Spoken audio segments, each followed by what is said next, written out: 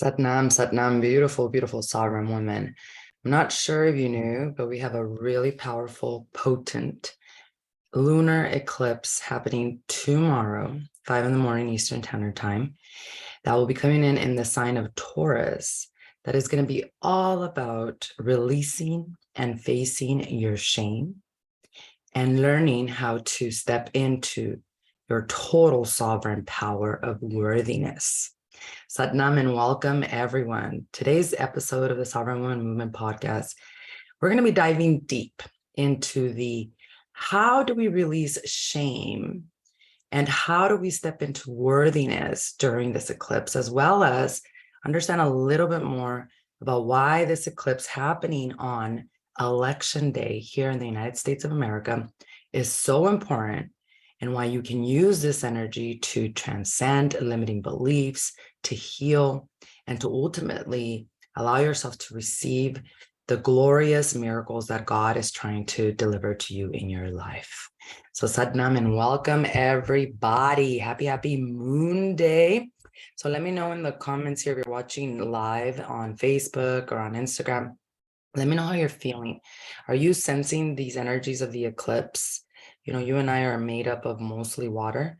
So we absolutely can feel very overwhelmed, very anxious, feeling a little bit maybe even ungrounded when it comes to actually eclipses, because they impact us just as much as they would impact the tides of the ocean, just the way they impact animals. You know, our animal friends definitely can feel what is happening, and a lot of them freak out. So it's important to really have a lot of compassion for them as well, and to harness the energy around us in a way that is productive and that is not destructive. Because sadly, most people go crazy. They go mad during eclipses. And tomorrow we have an election day here in the United States of America. And this is the first time, like in hundreds of years, like the first time ever, that an eclipse literally falls on an election day. Like that just doesn't happen. And now that it's happening, I can tell you that you can expect some pretty chaotic things. This is not fear mongering. This is not something that you should be afraid of, but just know that eclipse energy is very disruptive. It can change your destiny very quickly. Things can be coming out of the shadows that you didn't expect, which is why our ancient ancestors were very much dedicated to making sure that they were grounded, that they practiced ritual, that they basically allowed themselves to use this time, use this energy as a portal for practicing specific meditations, for going within to really dive deeper into what the lessons are and what is really being shown to us. So today, I really just want to spend a lot of time on focusing on how we can understand what the eclipse is all about, but also how do we actually learn to release the shame that does come up during these portals, because this is an opportunity. I mean, you feeling uncomfortable, although it may seem like you're being punished, or although you may feel like life is not fair, the truth is that when we face our shadows, when we face our demons, when we face these fears that forever have been burbling in our subconscious mind, we learn to finally alchemize them. We learn to transcend them. We learn to move them into higher frequency energy instead of allowing them to control our lives. And then that's what this eclipse is really all about. It's an opportunity. Tomorrow being November 8th, also in the election day, you know, there's a lot of energy and a lot of emotions that are going to be really filling the collective consciousness. And you've probably already been feeling that energy. I mean, the eclipse energy, you can feel it a week before really potently, and a week afterwards, you're still definitely sensing and moving through all of these different emotions, right? And so this particular eclipse, being in the sign of Taurus, is bringing up a lot of the shame and self-worth in us because of the different things that are happening around the eclipse. So we look at the eclipse and we look at what signs and planets are being impacted by it. This one in Taurus also is really connected to our beautiful friend that is all about self-worth and beauty, which is Venus. Venus is the planet of relationships, of the relationship you have with yourself, of your value system, of your self-worth. And right now it is sitting across from the sun and from Scorpio. And it does not, she hates sitting across from Scorpio. And Scorpio is all about death and transformation and rebirth. And because of that, Venus, which is our inner worthiness, our inner awareness of our truth of who we really are, that is being completely transformed. She's going through a metamorphosis, like literally everything about her, the divine feminine energy in all of us, is being destroyed. And what is being replaced with is truly this rising of the phoenix, this way that Venus has managed to put herself back together from all of the destruction, from all the things that are changing, which is why our value systems are changing, which is why what we actually want and desire and who we want to share our lives with is completely changing. And many things are being destroyed, people, relationships, jobs, experiences. And that is nothing to be afraid of. That is something to learn to grieve, obviously, because you are a human being with emotions, but also to learn how to detach and how to trust a higher power that through the destruction is also bringing incredible opportunities for growth, for transformation, and for stepping into your worthiness, for stepping into your truth, and having a clear, concise vision of what those values look like for you without feeling apologetic about expecting that from the world and from others. But you see, you can't tell people how to treat you. You can only show them how to treat you by how you treat yourself. That's very, very important. And so if this eclipse season is making you, or this eclipse is making you feel uncomfortable, or you're having arguments with someone where you're not feeling worthy, where you're feeling the shame come out of the body from the subconscious mind, because that's what eclipses do. The eclipses actually impact the left side of the brain, the masculine side, where that is the unconscious that then is being revealed into the conscious. And that makes us really uncomfortable, because just as much as we want to blame everyone outside of us for why we don't feel worthy, why we feel sad, why we feel angry, the truth is that this eclipse is saying, bring that energy back within and look within to see what inside of me, what shadow, what demon am I not accepting that now I'm projecting? And that is what is shadow work. That is the work of meditation. That is why people don't meditate. It's not that they don't have time.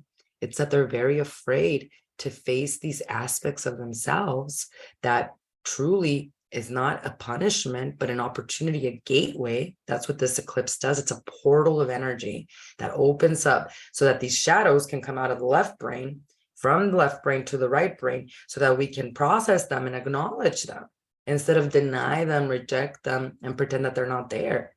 And so the shadow work, the meditation work becomes instrumental in not repeating the same karmic lessons that we've been repeating for a very long time. And this eclipse particularly can feel very, very shocking as well, because not only do you have Venus going through this rebirth of her value system, of what she's worth and her knowing her worth, but we're also moving through like this transition of the final Uranus-Saturn square. This is a lesson, a life lesson you've been learning, especially for the last 18 months. And you can go back to like May of 2020, of this year, 2022, and you can think about what were the themes that I was moving through during that portal of eclipse season, because I can tell you that it is the same theme. It might show up in a different person, it might show up in a different experience, but the lesson or the message that the divine is trying to get to you is the same. So it's very, very important for us to slow down. This eclipse energy especially is not about taking action. Can you manifest during an eclipse? I believe wholeheartedly you can. Many astrologers will tell you not to manifest during an eclipse because the energy is so sporadic, it's so crazy that it's not settled yet. I believe that you can absolutely write an entire letter of all of the things that are not working for you, that are not at all in your level of worthiness of who you are today, especially of all the destruction and deaths you've been through just this year. And when you write that down and you get clear of the things that you don't want, you burn that letter. I was giving the women in my community this morning this recommendation to help them release themselves from these attachments, right? So write down all those things that are totally fogging you down. In what areas of your life are you not feeling worthy? In what areas of your life are you still carrying shame that you haven't processed, that you haven't sat with long enough, like the Buddha, to realize what an illusion it is? Write it all down, get it all down on paper, and then burn that letter. Let it go into the ethers, into the spiritual world, and then take some time in meditation to get clear about your truth, about your Satnam, about your worthiness, about where you're going in this world and where you're being called to share your energy to. So not necessarily to be used to manifest or to take a lot of action. This is more of a time to surrender, to become as still as possible so that you can hear the messages from the divine, from God, because you always have two voices that are speaking to you. It's either the voice of fear or the voice of love. And for those that do the inner work of meditation, they do that work so that they could train their mind, so that they could learn to listen to the only voice that is true, which is the voice of God, the voice of truth, the voice of love. And when we learn to train the mind and heal the mind, we learn to also make better decisions in our lives. We learn not to take things personal, and we become so self-aware that we can be incredibly successful in all areas of our life. I'm talking business, personal relationships, because being self-aware is the highest attribute a human being could have, the highest attribute. And yet we're also afraid of the self-awareness. It's easier for us to get into victim mentality, to get into this pointing of the fingers and to blame other people, to blame the world, to blame the government, to blame the matrix, call it what you will, for all of the things that we're experiencing as human beings. And this eclipse is just not going to let you do that. And that's why shame, shocking truths being revealed, and that's why worthiness is coming up over and over again. And so I want to talk a lot about that today, because shame and self-worth is one of the things that we work on inside of my academy, the Sovereign Woman Academy, which is a group coaching program for women that are disrupting ancestral karmic cycles in their lineage. And shame literally is one of the modules. We have 8 different modules in the academy that the women go through with my support and my mentorship and my coaching and community coaching as well. And each of them work through the emotional states of consciousness that you and I go through, which are the language of our ancestors, that many times put us on these karmic patterns and these loops of repeating the same experiences over and over again, whether that's in your business or in your relationships or whatever that looks like. And one of those modules, actually, it's the last module that we work on, we specifically focus on self-worth. And that is crucial in a time and space where women especially are being asked to step into their power. You know, one of the things that could definitely overwhelm you is the fact that there are so many people that are appearing to be suffering. When I was in Mexico, I just came back from this life-changing trip to Mexico, where I was able to celebrate Dia de los Muertos, the Day of the Dead, with my family. So together as a tribe, we literally faced the biggest fear of the human race or species, that I would say, which is this existential crisis that we all have for death, because none of us were really taught to honor, respect, or celebrate death. We were, especially in the West and modern society, we were told to be afraid of it and to not talk about it and to basically live afraid, which ultimately takes away your livelihood and the ability to truly leave a legacy in this realm. So it was very life-changing, where we were able to sit with these things that we never had expressed before. But one of the things that was overwhelming was, for example, one of the days there was a beautiful woman who was dressed as a Catrina. A Catrina has nothing to do with Halloween, by the way. Like, let's make that clear. I think I said that last week, but El Dia de los Muertos, or the Day of the Dead, has nothing to do with Halloween. This is a celebration that our ancient ancestors celebrated hundreds and thousands of years ago. And it was the way of releasing themselves from the illusion of death, which is what our brother Jesus Christ said as well.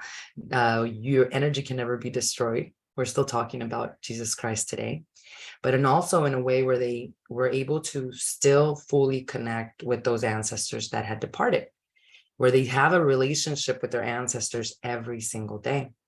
And one of the days there was a beautiful Catrina dressed fully, but she was carrying a sign. And the sign said, "This is for in remembrance for all of the women that are murdered every single day." And this is not just in Mexico. In the United States of America, we have, I don't know the exact number, but we have a very high number of especially indigenous women that go missing and are murdered every single day. Mexico, what they were talking about. And let me tell you, and let me preface this by telling you that never once when I was in Mexico did I feel unsafe. I felt the same as I would feel in the United States of America, the same I felt in Greece, the same I felt in Spain, in Paris. I've been to all of these different parts of the world, Thailand. The energy was the same because it's not the environment, it's you. So you're the energy that impacts the environment wherever you go. So all of those fear-mongering stories about how dangerous Mexico is and all this stuff is a bunch of bullshit. Okay. Number one, if you're a tourist, if you don't live in a country, you're not going to go out there acting like a fool, getting attention, being rude, right? You just blend in with the culture, whether you're their skin color or not. So of course you have to be conscious, right? Like go to places where tourists hang out and stuff like that. I mean, come on, right?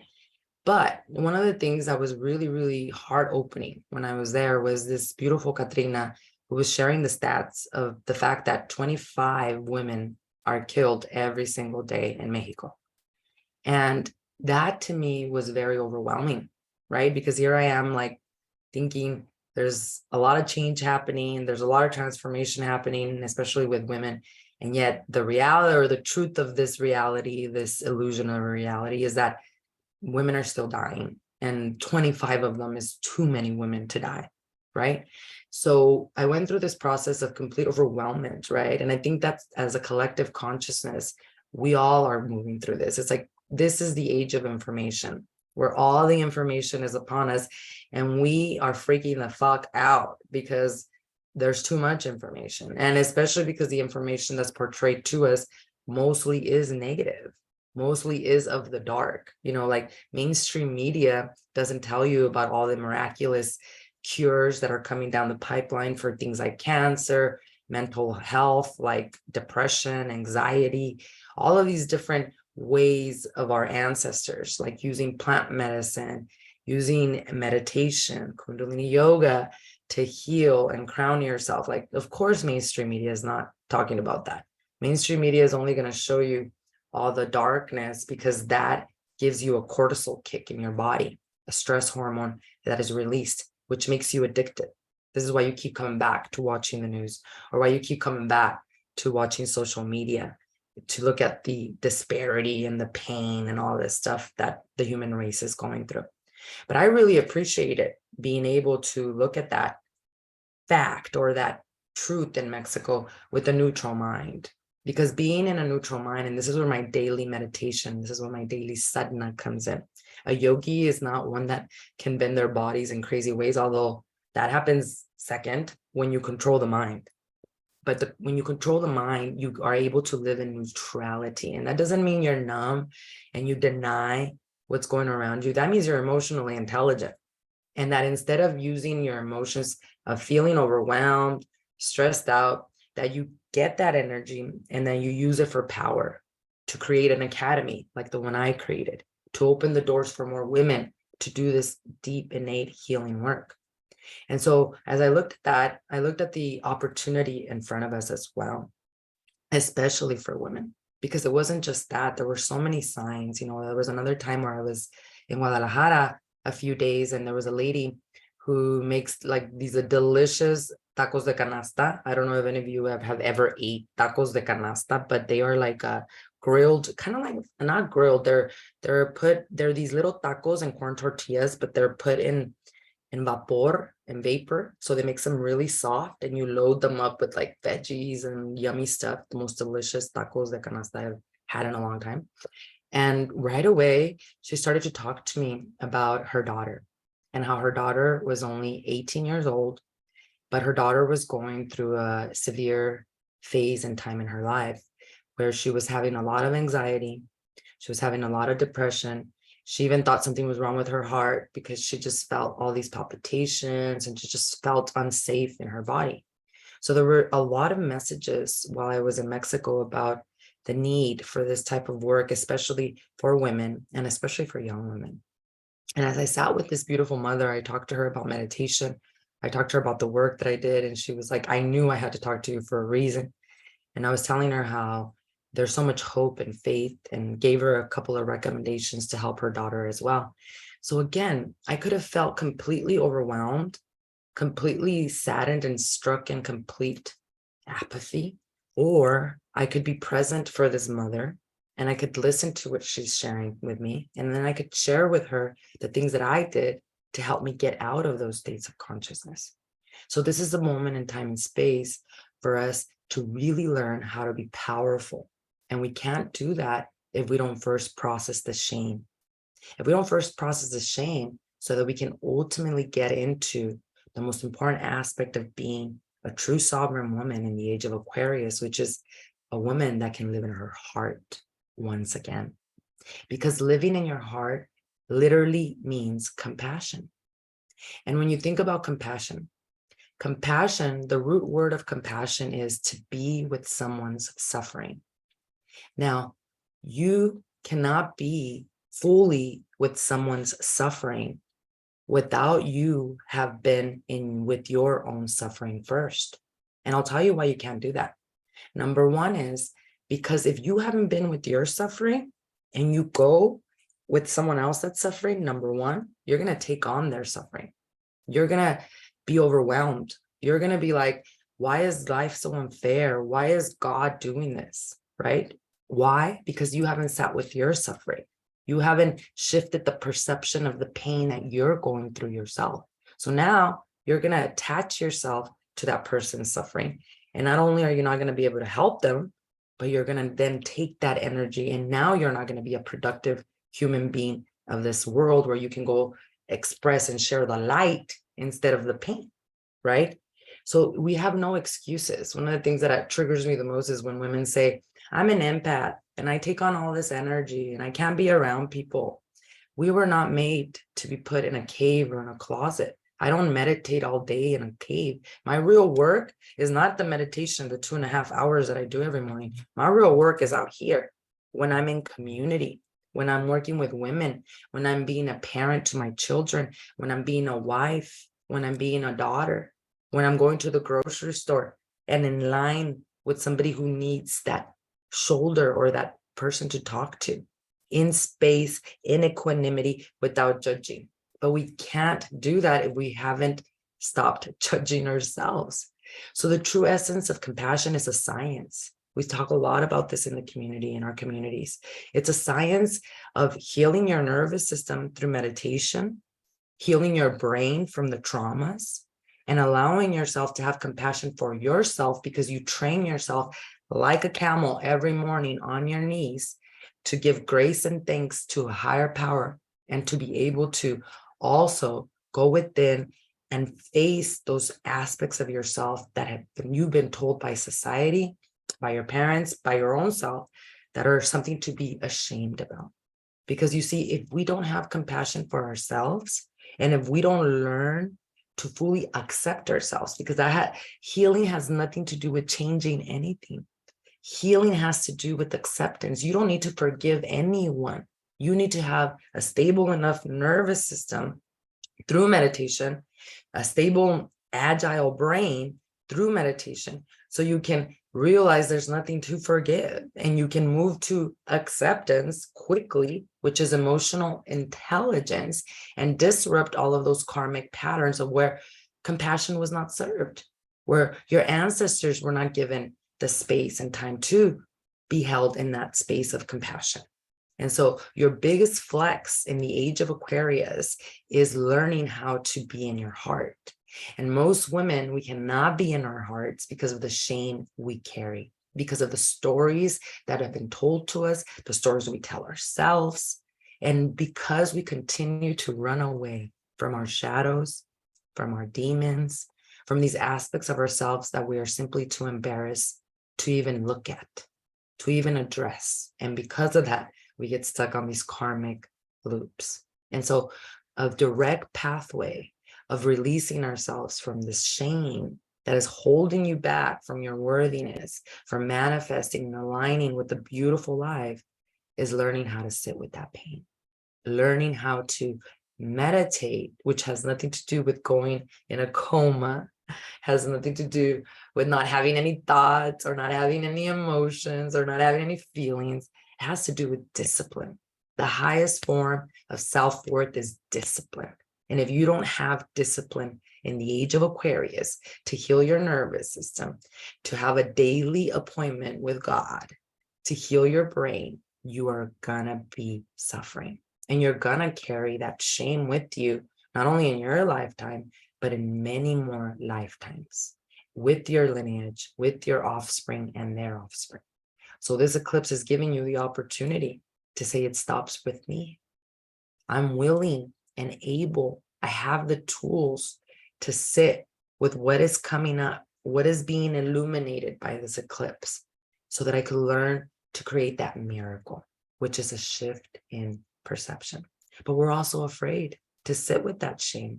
We numb it, we run away from it, and we pretend it's not there. And that is exactly what puts us back in these karmic patterns of I'm not worthy, I'm not good enough, and I will never, ever be healed. And so this eclipse is all about compassion, about learning how to be with your own pain so that you can ultimately do what Buddha did, which was to solve it and see it as what it is, nothing but an illusion. Now, I was practicing these, I don't know if you knew, but on a daily basis, I actually give you an intuitive guidance reading inside of my stories. You can actually log on to my stories every single day in the morning time, right before I start my sadhana practice at 3:37 in the morning. I pull a card for all of us for guidance. And the day that I pulled the guidance card of compassion was a miraculous day, because that day was the exact day of also El Día de los Muertos. And so I pulled the guidance card of compassion, and I was having a conversation with my son.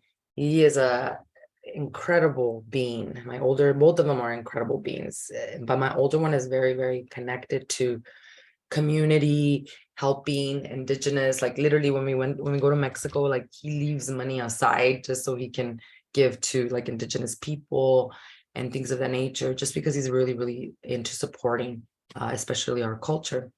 And we were talking about seeing all this poverty in Mexico and seeing a lot of people in a lot of pain. Like there was a man who was missing a leg and an arm, and he was asking for money and things of that nature. And he was saying how life is not fair. He kept saying, life is not fair. Life is not fair. And I was like, life is more than fair, right? If you have a deep connection with God, you trust everything, right? And it's not enabling. It literally is like God doesn't punish, right? God knows what's happening. A lot of the times we look at like a homeless person and you think, oh, poor homeless person. You don't even know, maybe that homeless person is happier than you. Like, we don't know, right? And so the only work that we ever have to do is how to shift those perceptions on what has gone wrong.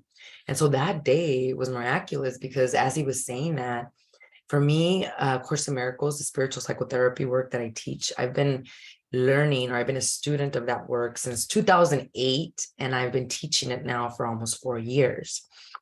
And it is the Christ consciousness that is awakening in all of us. And it is such an honor to be able to spread the gospel of love, to be able to spread the gospel of God, of unconditional love, of self-acceptance, of forgiveness, of atonement. And it's been such an honor. And the more that I teach it, the more I connect to my brother Jesus Christ and to God's guidance. I mean, I'm telling you, being in Mexico is like I don't know if any of you have read the book or seen the movie, The Celestine Prophecies, where literally he's just being guided by a higher power and protected. And that's how I feel my life is. And this trip was on steroids, with the synchronicities, the healers, the people. I was sharing with my community this morning a little bit of what had happened. And it's just, I feel like I have to write it down, just because there were so many miracles and synchronicities and dreams. Your dream state is probably very vivid right now. I had the most vivid dreams that then would come into reality in the 3D just while I was there. We were talking about how things were not fair. And that day, that morning, I decided, you know what? The card today is compassion. So today, my only intention, I said this in Sadhana after I hung out with my ancestors that morning, crying with them, celebrating them, coming back into the 3D, especially to party it up that day. And as I said that, I said, I want to really embrace compassion, God. I want to feel what Buddha felt. Because remember, Buddha was born a prince, and his parents did not allow him to go outside of the castle. They wanted to protect him from all of the things of the human experience, like illness or poverty or all these different things. They didn't want him to see any of that. And one day, Buddha looked outside the door and he saw a poor man who was really sick. And he wondered, what is that? Like, how come I've never felt those feelings, right? And instead of running away from that, like the G that he is, he decided to go right into the suffering. Remember, he meditated under the Bodhi tree for 40 days to fully feel all of the human experience, the suffering, the pain, all of it, right? So as I woke up that morning, I said to God, we got the compassion card as a guidance. And I said to God, today I give my day to the Buddha. Today I allow myself to feel all of the pain of the human experience. Today I allow you, God, to guide me. And as I said that, one thing that I'm always really accustomed to do is to grab my A Course in Miracles book. This book travels with me everywhere. I actually have two books. This one is the newer version that I had to get because the other one has been with me since 2008, and it has traveled with me all over the world. It has granted me miracles that, again, I would need a whole book to write, but it's been with me to Thailand, to Costa Rica, to all of these different places where I've connected with my ancestors in many ways. And as I was sitting there, I opened it up because that's what I always do when I need guidance. I always go into my meditation and I grab my Course in Miracles book and I just open it up to any page, and the first page that comes up. And I remember I was asking for guidance on pain. I was asking God to help me work through, because that morning I had such a heart opening meditation with my ancestors where I felt that pain as well. And then my son was arguing with me that life was not fair and that why do people have to go in pain? So I was like, I'm willing to do this. Show me, God, show me, because I don't want to carry this anymore. And it is not fun. Pain is not necessarily fun. And so when I asked that, I opened it up. And if you're struggling a lot with this eclipse, I highly suggest that you do this as well. And if you need this specific lesson, because A Course in Miracles is filled with lessons. Each lesson, you do a lesson every day. I've done the lessons twice in my lifetime, 365 of them. But when I opened it up to lesson 190. And the title of this lesson, believe it or not, I literally almost fell backwards, is I choose the joy of God instead of pain. That's what it opened up to. And I knew right away that my answers would be here. And in summary, what this lesson tells us, and I'm going to be sending this out in my weekly newsletter. So make sure you're signed up for my weekly newsletter. It usually goes out Monday morning, but today I'm still catching up from this week that I will be going out this afternoon. It's called the Weekly Disruptor newsletter. So make sure you're signed up for it so you can actually get this lesson this week. It's very important. If you are struggling with shame, if you are struggling with having compassion for someone that you believe has attacked you, if you're struggling with fear or any energy blockages during this eclipse, this is what you need to do, as well as the Kundalini meditation I'm going to be sharing with you on Wednesday. All of that will be in my newsletter. So go sign up by clicking in the link in my bio or going to veronicabarraganiam.com/disruptor. And the lesson, the very first paragraph, is all I needed to hear, because what it says is pain is a wrong perspective. When it is experienced in any form, it is a proof of self-deception. It is not a fact at all.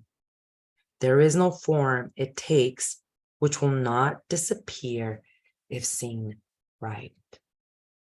What did Buddha do?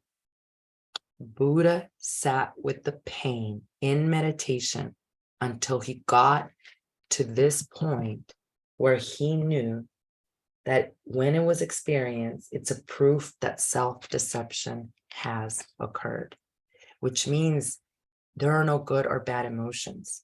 If we just learned to sit with that emotion, as horrible and as painful as it feels, we would get to the point where we would finally invite God, the Holy Spirit, to show us how it isn't even real. But the truth is, we don't do that. We run away from our pain. We deny it. We pretend it's not there too, which doesn't help us, or we blame others for it. We blame others for what we're going through, not realizing that that is giving away of power to something that you can't control.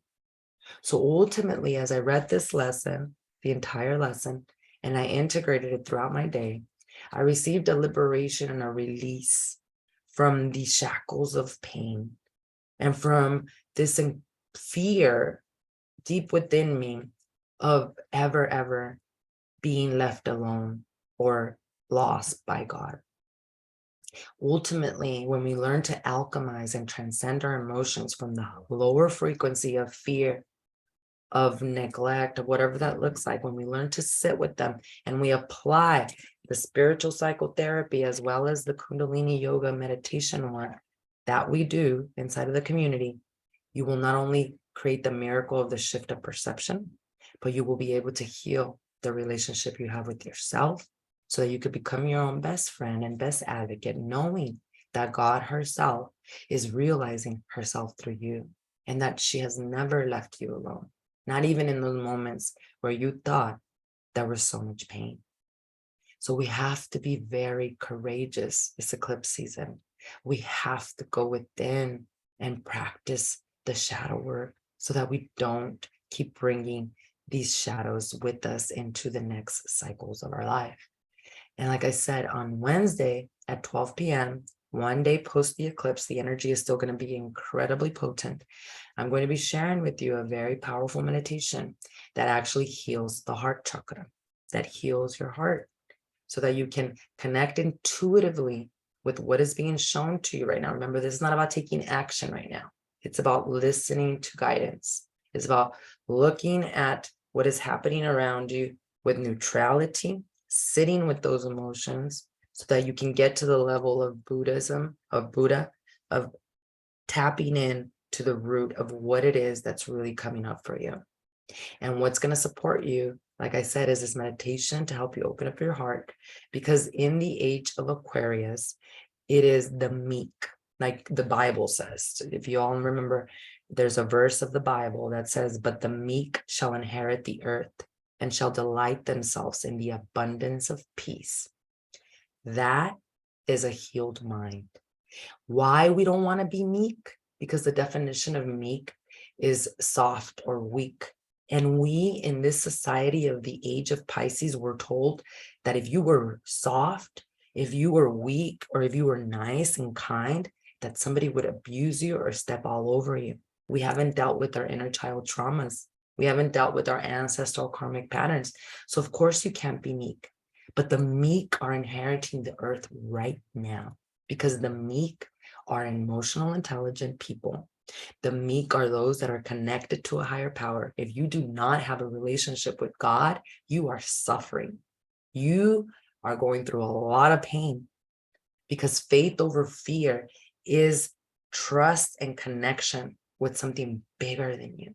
That is why those that want power should never have it and will self-destruct.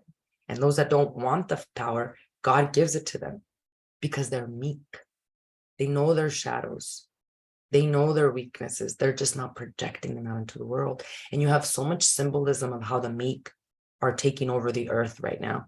With the movies Avatar, that's coming up right now in December. I can't wait. I've been waiting for this all my life. And if you've seen the previews of Avatar, you know it's all about heart coherence. You know it's about the meek. What is the flood happening in Avatar? The great apocalypse that's happening right now. We're going through that apocalypse.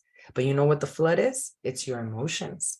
And if you don't know how to process your emotions, you're going to drown in them. Absolutely. That is the meek. And also this week, we also have another very powerful movie coming out, which is Black Panther. Powerful. Why? The meek have risen in that movie. You have our African-American family who is leading the way. And then you have indigenous tribes. Kukulkan is mentioned in Black Panther. It gives me chills. The meek have risen. Karma is due. The colonizers, those that kept people suppressed under trauma, they're suffering tremendously. And I don't feel happy about that. I don't feel joyful about anybody suffering, but their karma is due. All of our karma is due. So do you want to keep repeating those karmic patterns, or are you going to allow the Christ consciousness to be born within you? That's the question. And are you building a solid relationship with the higher power, with God, whatever that looks like to you? If you're atheist, you're the highest version of you. When you're in gratitude, whatever that looks like. Because if you're not, you're going to be filled with shame. You're going to be filled with no compassion. You're going to have no compassion, and you're going to be suffering. But it's an option. God gives us free will. It's up to us in the age of Aquarius to use these tools like Kundalini Yoga meditation and A Course in Miracles spiritual psychotherapy to step into our power, to step into our worthiness, to step into the release of any shame by knowing that life has always been happening for us. And yes, there are moments where I may have been unconscious and made these choices that perhaps were not for my higher, better good, but ultimately those choices needed to happen in order for me to be who I am today. And if you're on this healing journey, you're fucking proud of who you are today.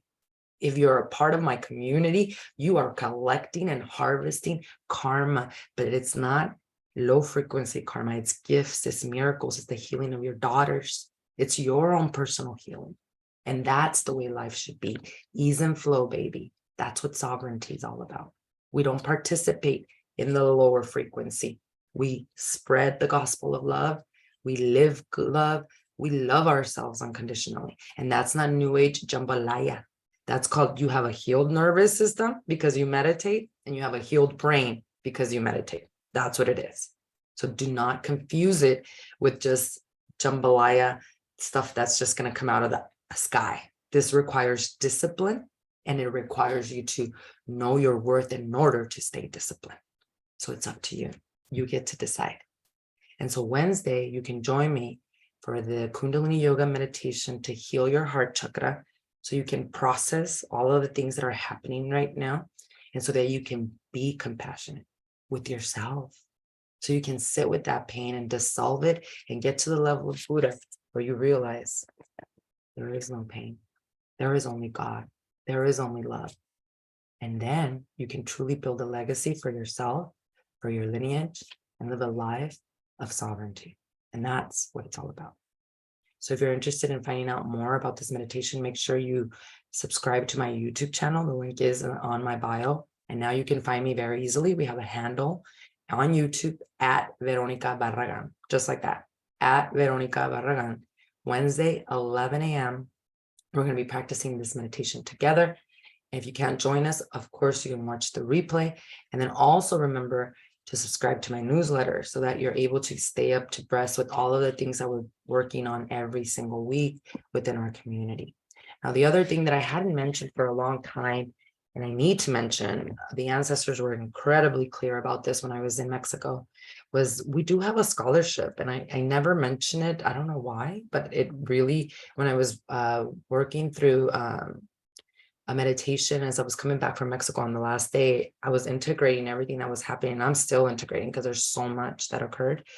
But my ancestors were like, make sure you mention that we do have a scholarship. For the membership community, we have a scholarship available. And we also have a scholarship for the Sovereign Women Academy. These scholarships were actually created through the nonprofit organization that my son founded, which is the Sovereign Planet Foundation. And the purpose of the Sovereign Planet Foundation is to grow the cultural beautification of language and bring clean water solutions to indigenous tribes of the world and things of that nature. But one of the things that was done through this nonprofit was that we actually allowed and separated an aspect of it to actually provide scholarships for women like that are not able to pay for the academy, that are not able to pay for the membership community. And as I was meditating, my ancestor said, don't forget to mention that on your podcast, because you want to make sure that people are not afraid to connect with this work because they feel that they may not have the funds to do it. So if you're interested in finding out more about these scholarships, it's actually really easy. You just go to veronicabarraganiam.com/scholarship. I'll put it inside the email this week as well. And you can apply for a scholarship and you can get on this incredible opportunity to finally release these patterns that you've been going through. And not only that, you'll have my mentorship as well as a community of goddesses that are truly, truly aligned with this type of work. And so if you're interested, fill out the application. I will connect with you. We will have a conversation to make sure it's a good fit for you. And then we can absolutely have you join us as well. So I just want to make sure I say that before my ancestors wake me up in the middle of the night again, telling me, don't forget to mention the scholarship. Jen says, I am on the struggle bus. Yes, I had to sit with my pain this morning and stop running from it like I have all weekend. Oh, sister, I feel you. And kudos to you that you were able to do that this morning. Interestingly enough, that's exactly what we're talking about. Yes, super uncomfortable. And sometimes even when we do it, it feels like nothing is changing. Like, wow, now I felt it, now what? But understand that that's all it takes. It's that simplicity. It's that simple connection with it so that you can learn how to perceive or shift the perception about it. So major kudos to you, sis. Keep up. I highly welcome you to join us on Wednesday, also at 11 a.m. so we can meditate together and help you bring that healing home, because these eclipses really can help us do that. They can help us alchemize, break through some serious energy blockages. And the meditation we're going to be doing on Wednesday is a really potent one. So thank you so much for sharing that. And thank you for doing the inner work for sure. So ladies, I'd like to thank all of you for your continued support, for being part of this incredible community, for being you. This is a time and space where we are not supposed to be afraid. This is a time when we're supposed to feel excited, when we're supposed to see the blessings around us. And if you're feeling stuck by any way or any chance, you know that we're here to help you. So you know how to get a hold of me if you need any further assistance. And of course, I will see you also on Wednesday for that very powerful meditation. I want to wish you all a blessed and a very sovereign eclipse portal. Tomorrow, like I said, the energy is going to be on hiatus. We have so much happening, not just the eclipse, but also the elections and all these different things. This is a moment where you want to be grounded. Do not numb yourself. Feel what you feel. And if you need to numb yourself and do it, then don't feel guilty about it, right? Go within, start your day with meditation. That's the most important thing. And remember who you truly are. I'll see you all again on Wednesday. Have a blessed rest of your week. Good night.